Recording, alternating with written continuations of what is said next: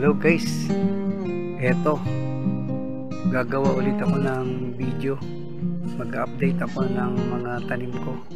Eto po yung one year dati na apple. Ito yung apple na isang taon lang mahigit dati. Eto na siya ngayon, laki-laki na. Siguro mamunga na ito next year. Magtatatlong taon na ito sa 2024. 3 years old na ito. Maliit lang to dati yan guys. Mahaba na sumasabay na siya dito sa guyabano.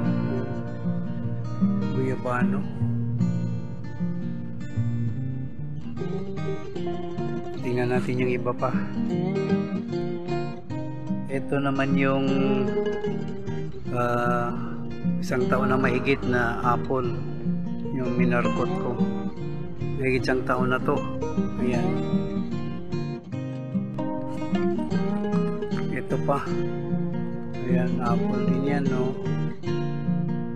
Mahigit 20 itong mga apple na to eh. Ito sa kabila. Ito. Ayan, malalaki na. Ayan, nagmarkot ako ulit. Ayan. Raramihin ko to. Abutin ko ito ng mga 1,000 puno. Ayan. Ayan. Ayan pa. Magkakatabi lang. Malalaki na. Malalaki na yung mga markot ko dati. Ito po guys, natanggal na sa paso. Last plant box. Tinanggal ko na lang, mauna sa lupa. Ayan laki. Malalaki na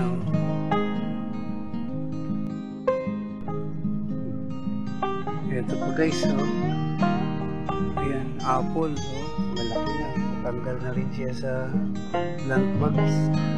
Ayan laki na. Malampas na sa bubong. Bibenta ako nito, mga puno. Sige, dumako naman tayo dun sa kakao.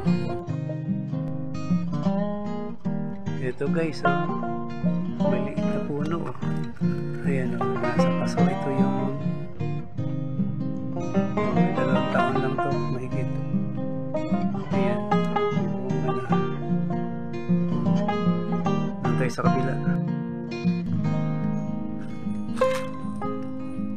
Ito pa guys, may bunga na. Ayan, 2 taon din yan. Ito isa, walang bunga. Nagtampo ito eh.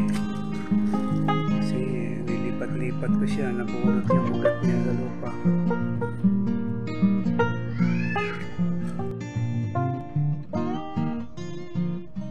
Ito pa guys, ito.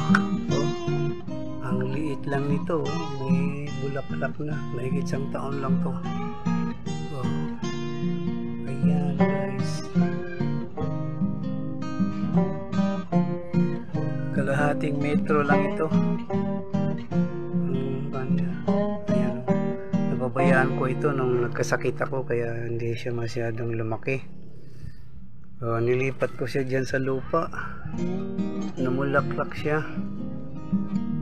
Pabayaan ko ito 10 buwan Ito pa kapatid niya. Ayan, magkasing edad to, lumaki-laki na isa, higit 1 taon lang din. Yan lang siya ang namulaklak, pero ito lapit na namumulaklak na rin to. Abangan natin sa sunod na video.